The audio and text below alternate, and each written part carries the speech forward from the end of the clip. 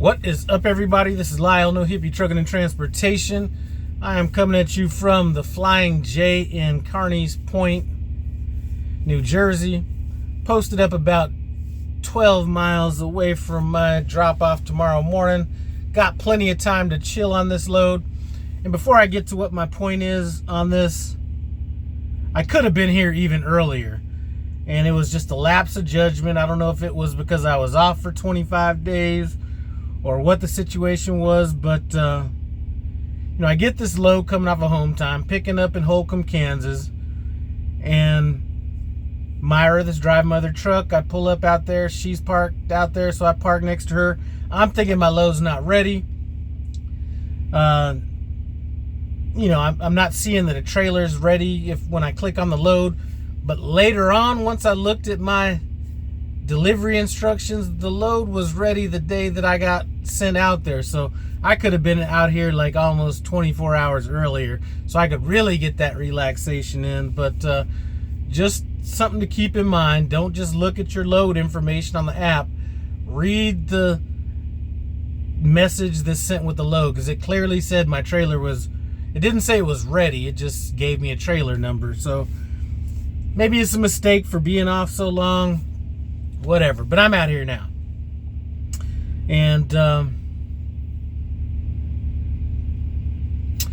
I took the long route out here because I like driving through Lancaster, Pennsylvania with all the Amish people and all that kind of stuff. It's kind of a pain in the ass. It's about 30 miles shorter than the other route, and it probably takes about 10-15 more minutes to get here, but I like that route. So what I want to talk about today is something that I spoke about a while back, and in light of everything that's going on with Prime in regards to personal conveyance and things like that, I want to talk about some of the changes that I would like to see at Prime. Now, a while back, I'd given credit to Swift for some of the things that they implemented, and I was talking to Terry over at Tim Travels. Go check him out. Just type in Tim Travels Prime. I'm sure it'll bring it up. I'm not going to put no links in the descriptions and all that kind of stuff because I'm about to come back here and chill, but go take a look at him.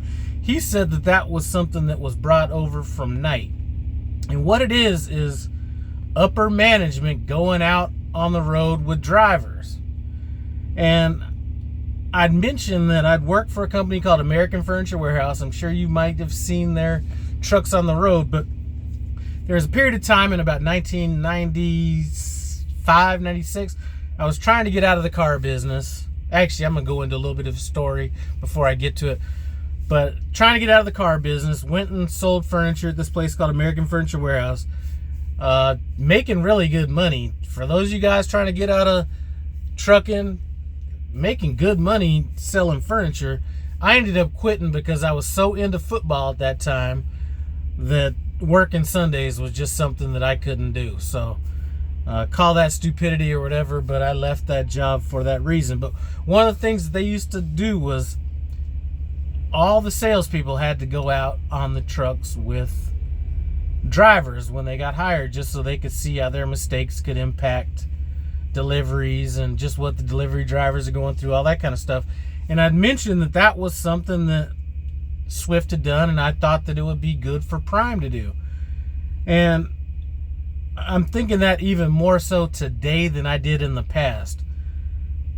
While personal conveyance isn't that much of a mystery or anything like that, I do think that it would give people in upper management more appreciation, because everybody says they appreciate you, but they really don't even know what they're appreciating because they don't really have any clue what we're doing out here. I think they have a clue, even those people that drove in the past. I think they know, but they really don't know some of the challenges that we face out here. And I think that having them on the truck for a while would give them that appreciation or understanding and things like that. And the people that I'm going to be talking about would be, pay them, all that kind of stuff. Fleet managers, logs advisors, training, anybody involved in training, safety. I'm not sure if you need to go into like operations or anything like. I mean, you could, but just anybody that directly impacts drivers from a management level, and directly, I mean, you know. And I think that they'll understand that things aren't as easy as they seem. And part of the thing that I pulled out of this last meeting was everybody that was at the meeting was saying, oh, it's not that big of a deal, the call volume and all this kind of stuff. And that's for two different reasons. One of the reasons is drivers are just like, I'd rather just not even mess with it. So there's times when they would normally use PC to where they're not even calling. And I think that they might be putting a little bit of extra shine on that than what there really is, because I talk to people and I know that it's just not, you know, as easy as you calling in, they pick up the phone right away, they turn it on and you go, you know, it's not that easy. And I think they kind of made that seem a little bit easier in the meeting than it actually is, based on conversations I've had with actual drivers. So I'm going to change up the way I do things a little bit, because I'm one of the people that I really tried to understand logs. I talked to my logs advisor. It's not just some antiseptic situation where I call in when there's a problem or I need some. I've literally have conversations with them, not only about logs, but just whatever. And I do that to gain a better understanding of what they're looking for in logs and those kind of things. And one thing that I do, and I may change this up 100% of the time, if I leave a shipper receiver, my next stop is a truck stop, I am going to use personal conveyance. If you think about that, let's just say it's 15 minutes a pop. How much time is that giving you at the end of the week? You know, let's say you've been at a receiver for 3 hours and you PC out of there. Boom, now you know you've already started your break. You can pick up a load sooner. You know, your clock comes back faster. There's a number of different reasons, but like I said, I'm not going to harp on that, because really, to me, this log stuff is not that big of a deal. I'll either work around it or, you know, work within the parameters of whatever they're trying to do. But it's not that big of a deal to me. But one thing that I do think is that some of these people in operations need to get out on these trucks. And by doing that, they're gonna understand a little bit more about, you know, they're gonna just have that appreciation. And here's a comment that was made a while back, and it was around Thanksgiving and the Friday meetings coming on, and there's just some things that you don't bring up when you have drivers that are out on the road over the holidays. And you think that the best thing to say in the meeting is about how full you got on Thanksgiving, and you know, were gonna lay back and watch the game and have your wife do the dishes or whatever like that. That really, I'm not gonna say it's insulting, but it's not sensitive to the drivers that have been out on the road at that point. You know, Thanksgiving, I think I'd already been on the road a month. You know, that's not really sensitive to those people that have been out there. And I think you get these guys, you know, like I said, I've already mentioned who I said should go out there, but they understand how, as small as they think it is, when you're trying to call in and get personal conveyance. As a matter of fact, anybody that's taking live low calls at night, them too, because, you know, I don't show my frustration or anything like that when I'm calling in. But if Prime is thinking about, you know, increasing the number of people around to approve or not approve personal conveyance, they need to add a few people to these live low calls, because you get some of these people out here on the road and you're at a shipper that's not the most convenient place to be at, where they're handing you your bills and it's like time to go. and it's taking 15-20 minutes to get through on a live load call, you begin to appreciate what we're going through out here. You know, a logs advisor being out here, understanding the challenges of what we're going through from a time constraint, from a logs constraint. Fleet managers can understand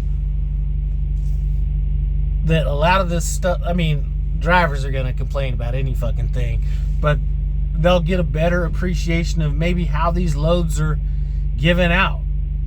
You know, it's not always about money, and I'm one that can sleep on a dime.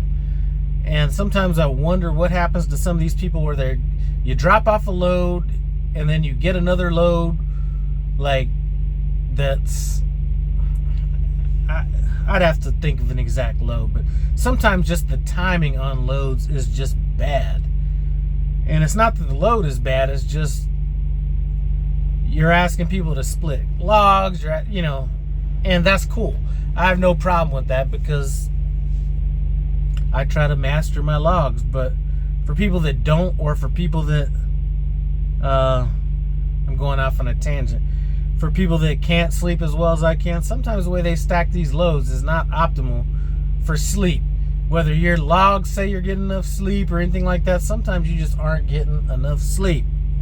And I think having people on the road would be good for that. Training, especially. Anybody in the training department that is placing students with trainers, or that has the ability to get, when a student says they're having issues with a trainer, anybody that revolves around that needs to get out on a truck. And I'm not talking about if you drove trucks in the 1990s or anything like that. I did a whole bunch of shit back in the days that I don't know anything about now. But I gave Swift some credit when they put out videos talking about their upper management being out on the road with drivers. And that is something that I think will be very beneficial to people at Prime. Now, I might be forgetting some people that need to come out here as well, but those people that I mentioned at a minimum. So, these are just things that I would do if I were in charge. Doesn't mean I don't like Prime. Love Prime, ain't going nowhere, anything like that. But sometimes I listen to some things that people are saying, or the expectations. And I'm not even talking about my fleet manager. First of all, I'm going to say my fleet manager is the bomb. And, most of the people that cover for him, Caleb, you're the bomb. Jennifer Froman, you're the bomb. I'm not going to mention my fleet manager because that's just what I do. But John Harmon, or forget his name. Anyway, Joe Dean, you're the bomb.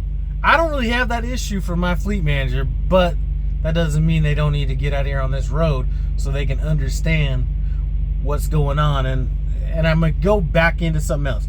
Talking to a guy, and I just got done taking 25 days off. My fleet manager didn't even flinch on that.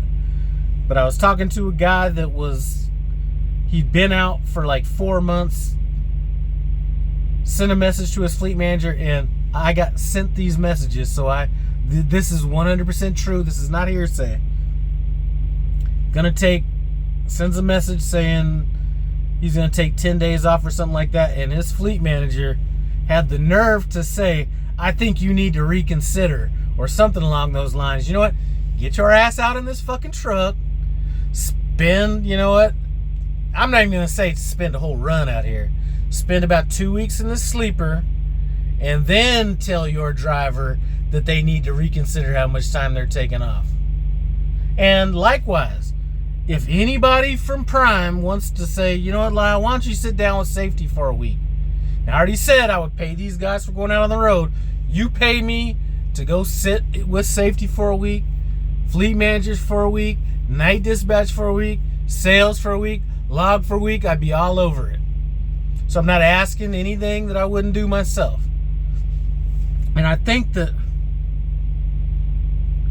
a lot of the people that have been with Prime, especially in upper management or even medium management, have been there so long that And even if they were previous drivers, because I know some fleet managers were, some of the ones that haven't driven recently, you know, they've forgot about that. Or, you know, safety. You know, and I could go on. I don't even know if I want to continue. But if you ever get in an accident, that's gonna be your fucking fault, no matter what. It could be that you drove off and it was completely dry when you left, and you hit a patch of like 20-mile stretch where you couldn't park, and it's complete ice, and you're going 9 miles an hour trying to make it to the next stop. If you get in an accident, that's gonna be on you. That's not gonna be conditions or anything like that. You know what? Let me get somebody out here in safety, get their ass in this passenger seat, and understand that, you know what? It's easy to say pull the fuck over when you're sitting at home. It's hard to do that shit when you're actually trying to get home or get to a safe place to park and there ain't nowhere to park. Do you realize how stressful that is? You know, I was just up in Minnesota, got my first critical event in like years, trying to make it to a truck stop, got a critical event going like, I forgot if it was 12 miles an hour or something like that. 12 miles an hour because I was trying to make it to a place to park. And,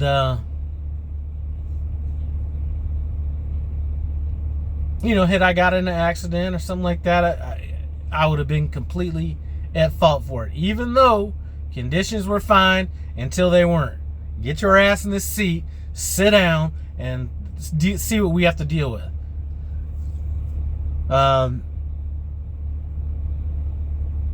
And I would, you know, if I was in upper management, I'd want to do it anyway. I would want to do that if I was, and I'm not saying that my fleet manager is not the man. I'm saying if I was a fleet manager, and I'm not sure if they even have this, if they can even do this, but if I was a fleet manager, I would want to be out on a truck, it maybe once a year, year and a half, whatever, just so I could refresh myself on what people are dealing with out here. Anyway, I'm done. I appreciate you guys stopping by No Hippie Trucking and Transportation as always. Comment and subscribe, and I'm out.